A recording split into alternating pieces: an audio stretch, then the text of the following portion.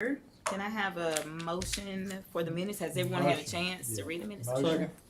All in favor? Aye. The minutes have been approved. So for our, under new business, we have amending section 1013 of the Code of Tuscaloosa. Officer Sines. Yes, Council. Basically what this is section 1013 is the list of minor ordinance violations that can be settled with the magistrate and municipal court. What we did was we added some additional fire code violations, cleaned up some of the language, so it's more in line with our adopted code. And we also added an increase of the fee schedule for those penalties. So a lot of our violations were extremely, in my opinion, low, $15, $20, $25. So in essence, it was cheaper to pay the violation than to fix the problem. Generating re-inspections and things like this. We only write about, on average, about 50 to 60 citations a year. So it's really only going to affect people who choose to willfully violate the code. They're given ample time, in excess of 30 days, to correct these violations. And depending on the severity and the price point and things like that, we're always willing to work with people on issues like this. So, What's a couple of examples of these kind of things? a couple examples of these. The kind of infractions you're talking about? Oh, it can be anything from blocked exits to locked exits, encumbered fire escapes, failure to maintain fire protection system. That's our main issue citywide, is people not maintaining their built-in fire protection and things like that. That's usually what we have the biggest issues. As an example of this, it's like I get a lot of concerns about stores in my district, convenience stores that have like excess products in the aisles. Right. Is this one of the issues that you see with these? Yeah, so been an offensive like I said, ordinance. depending on the severity of it, like other day we had an issue with a business, Mhm. and it was pretty significant. So we just had to halt what they were doing for that moment in time until they got the building back into a safe, habitable space for people to come in and out. So sometimes we can deal with it like that. If it continues to be a problem, we're going in and re-inspecting, we're seeing the same problem every time, then that's when we would actually, issue a citation. And you can correct me if I'm wrong. I think one of the examples we'll see is certain buildings are required to be sprinklered before they get their CO. Over time, there's maintenance that has to be done, and occasionally that can get expensive. And so somebody may just choose not to keep their sprinkler system that they're required to have operating. Right. So this takes the fines up to what? Is the new schedule in there? It's not in what I'm looking at. No, it wasn't in this way. I saw it. Yeah, I attached it to the email that I sent Okay. you all. Yeah. I think it was last Thursday. I mean, some of them, like, it took some that were like 50 to 100, some that were 100 to 150, some that were I don't even know if we had some that were 500, but that's things like blocked exits in assemblies and in schools and things like that. So the severity depends on, the penalty depends on how severe the violation is. Okay. Any more questions? All right. Motion. All right, second. All in favor? Aye. And motion passes. All right, Mr. Steins, again, ordinance amending section 11.3 of the Code of Tuscaloosa. So 11.3 and 17.136 are actually one and the same. They're just in two different sections of the code. What this is dealing with is our false alarm ordinance. And what we discovered was that we have sort of progressive discipline as it relates to false alarms. The first one is a warning, second was a warning. And in our existing code, the third strike was false alarm school of some sort, which I'm not aware of that we've ever used at any point in time. Haven't been since I've been fire marshal and or since I've been in fire prevention. So what we did was we're just taking that out and going to 3 warnings, and then on the 4th we'll start with more corrective action and things like that. So we're just striking the false alarm school, removing that from the ordinance, and adding an additional warning before we get to citations and things like that. And really we've been on hold with enforcing that false alarm ordinance, and we need to get back on track with Would that. this include residences? Yes. That's what section 17.136 is. Oh, that's the next one, okay. That's what it's. Okay, I was It's confused. detailed in the fire code, and it's also detailed in 17.136, which relates to like the burglar alarms and all that type of stuff. So it's the same language. So that's an issue. That's all we're taking the false alarm school out, adding in a warning before we proceed to citations and things like that. We don't typically, and again, correct me if I'm wrong, either TPD or fire. Typically, the repeat offenders aren't residences. But we have What? are not residences. Oh, What- not resident. where you have is So and this I- somebody gets queued at a party, gets drunk, pulls the fire alarm, and well, empties the building. really what it is lack of training of employees or turnover. So I know there's a business across somewhere across the street on University Boulevard that about twice or three times a week I hear their alarm go off at the same time because whoever is coming in to open the business. Now I don't know if they're connected to where we're getting dispatched, but we do have businesses that were dispatched, 36 times over the course of a year just because they didn't do the alarm right. Okay. So, any more questions on agenda item number 2? Motion. Second. All in favor? Aye. Aye. Motion passes. All right, ordinance amending section 17-136 of the Code of Tuscaloosa. Can I get a motion? I make a motion. Second. All in favor? Aye. All right, motion passes. Chief Rice, resolution authorizing Tuscaloosa Police Department to sign a memorandum of understanding with the Tuscaloosa VA Medical Center. Yeah, this is a standard thing we sign. Every year? With them, we help them out, they require it, not us, so. Yeah. Okay. Help them out if they need any assistance at all. Do they generally allow y'all on campus? They do, they do, yeah, Okay. They have their own police yes, force, correct, Oh, yeah. force set. yes. Any more questions? I'll make a motion. Second. All in favor? Aye. Motion passes. All right, ordinance amending section 2129 of the Code of Tuscaloosa. Mr. Wilson. The staff got back together this week to discuss this ordinance, and we want to make one recommendation to you that was in the previous draft, and that is to include a time where this would start at 10 p.m. to 6 a.m. One of the things we talked about, there are some venues like Bama Theater where they're lining up at 5, 6 p.m. with the kids and the activities they have. We're not trying to catch them. The Okay. problems are all later. In some of the restaurants that have their crowds between 5 and 8, those aren't a problem. So we want to try this at 10, and then when we get back together in a year to discuss how it's going, then we would pick it back up and say, is that an issue? So we want to recommend starting at 10. There are also some questions about the renewal fees being at 1,000, and whether we could do anything about that. And we can do some things, and one thing we could do is tie it to occupancy, but we need to hear from you collectively as to how you would like that to be broken down. I personally would like it tied to the highest occupancy rating they have for $1. If it's 180 occupancy, charge them $180. Yeah, I don't think anybody whose capacity is 50 pays the same thing as somebody whose capacity is 500. Why are you appearing on the scene? I like to. I like Okay. to morph into Well, you're very noticeable What in do you pink. think? What do so- you think, Ms. Kreitz? I just like to morph in. I've got some facts about how many All right, shoot. how many places we have. So you've got 11 entities that have less than 100 occupants. You've got 17 that have between 100 and 300, and then you have 7 that have 300 or more.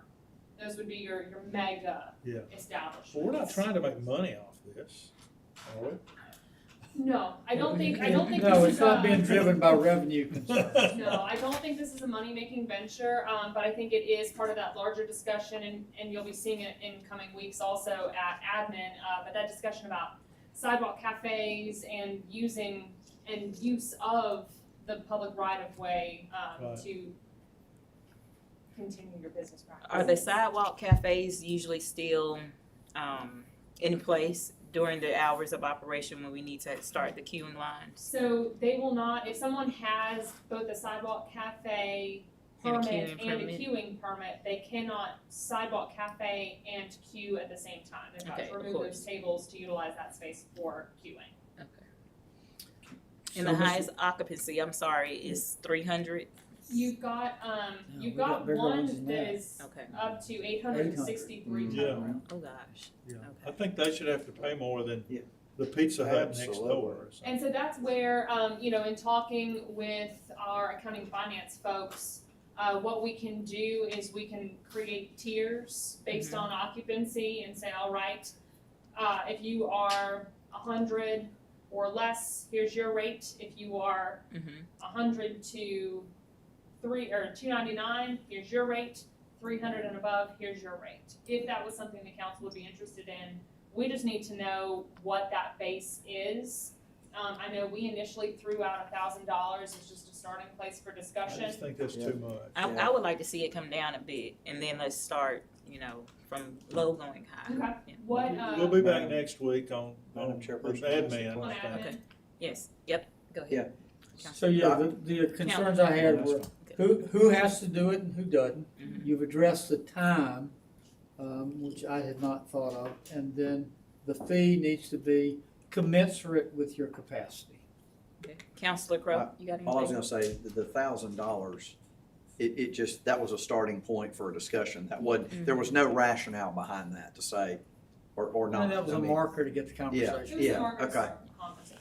That's fair. Okay. I think, I like the fact of what y'all are talking about just for what it's worth. So how Like quickly a do range or we, something that Mhm. where we makes talked more about sense. a week or so ago, the time sensitivity of football season coming. What has to happen by when for this to be satisfactory? We wanted it by the 1st of September, that's the effective date. So if it shows up, so if the changes we're discussing show up next week on admin can, it If can we even pass be it on doubled up admin. if there's a time crunch. Yeah, I don't mind that. If what we get, can you discuss with me sometime before the next admin meeting about what you come up with? Yeah, can we talk a little bit, while we've got Sure. some folks, can we talk a little bit about where that starting place or where you'd like to see that starting place for fees? I know 1,000 is clearly too much for that starting marker, but where is that? $100? Well, and just to piggyback off this, and I appreciate the council's willingness to double it up, but to double it up, we need to have those numbers set in time to go out on the agenda this Friday. And so we can't set those numbers next Tuesday and also Right. double it up next Tuesday, unless you want to do a suspended rules. That's No, I do not. You're okay to do next week and then sit on the following week's agenda, you're fine. Okay. If we're good with that, that's fine, but still, We still need to set a fee, start with some So fees the today, right? one possibility would be $1 per head of capacity. Another one would be 3 categories, 250, 500, and 750, depending on whether you're real big, in the middle, or little. But have we still specified who has to do it and who doesn't? Well, it's up to them. If you It's don't up to have to have one unless you choose to have a queuing line. But if Okay. you have a queuing line starting at 10 p.m. to 6 a.m. and you don't have a queuing permit, that's a violation. Well, and I can help this discussion, Mr. Busby. So when we came back together as staff after some of the concerns were expressed last week, we talked about Druid City Music Hall, Bama Theater, some of those places that technically they do queue in the street or in the public right of way. But is that our intention here? And I believe we would all concur that that's not our intention, which is where the 10 p.m. came in. So if you're queuing in the public right of way at 10 p.m. And you've got people lined up outside your door because you either can't bring them inside or you don't want to bring them inside, they need to get a queuing permit, otherwise they'll be in violation. And so that's where we started to neck down who would need it, because otherwise without the time limitations, you would have seen a need for Bama, Druid City Music Hall, and some others to get Short your queuing hands on permits, these, yeah. and I don't believe that was the intention. Starting at 10 p.m. there's maybe 5 or 6 establishments that would need one. Well, there's a difference in distinction as well between you have someplace like the Bama Theater that may hold 998 people, so it takes a bit to get everybody in there, versus the businesses that are actually conducting their business on the city's right of way. Pretty much any of the times that you have the queuing lines outside your establishments, every person in that line is paying at minimum, and then on game days, at minimum $20 to get in that door, and then on game days upwards of 100.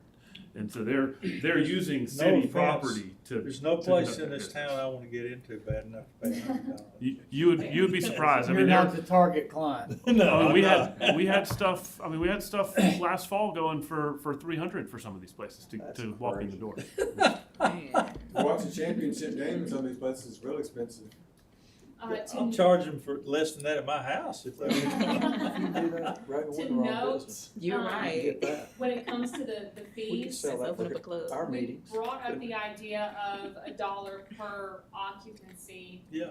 The discussion with the revenue folks is that state code's very specific, like, we've gotta make NAICS codes for different classifications, so we are not able to say, okay, Alcove, you're at 97, so you owe us $97, but 1831, you're at 99, you owe us 99. So we Okay. need to break out, that's why Do 3 tiers. I did like 3 Yeah. tiers. Well, that's why we as an wanted to example. discuss this today. Yeah, that's why I So, did 3 tiers as an If we example. did 3 tiers and say start at 250 Okay.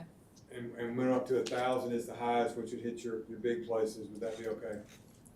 Why not 250, 500, and 750?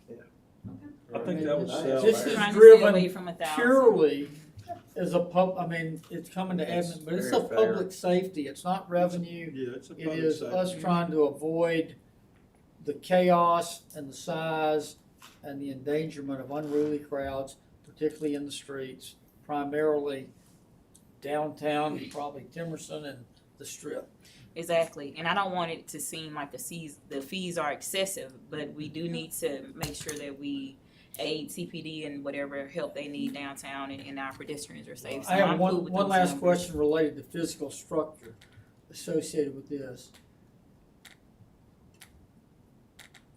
So if I own a bar and I wanna get a queuing permit, am I building posts into the concrete with No, chain?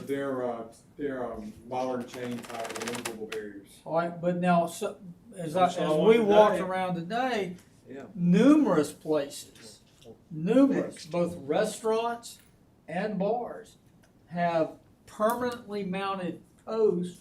And some of That's coming them- to you next. Some of them even have welded crossbars, some of them just hang chains. You're gonna get pretty soon, you're gonna get Sidewalk Cafe permits, Okay, revisions back. Cool. to you, What you're so. seeing, the things that have been welded in, 9 times out of 10 have been permitted legally through the Sidewalk Cafe process. The ones that, I think about like Central Mesas, where it's very I think there's- permanently in the ground. yeah. That one went through a right-of-way use permit actually because of the size and the brevity of that structure and how large it was. And I don't object to the use, but you don't have to be a rocket scientist to walk around and figure out some of these places are getting 20 to 30% of their seating. And on you our have taxpayers' you right have of an way. opportunity to discuss that as well. Okay, We'll all right. bring that to you. Is that an admin? It will be an admin in coming weeks, yeah. Okay.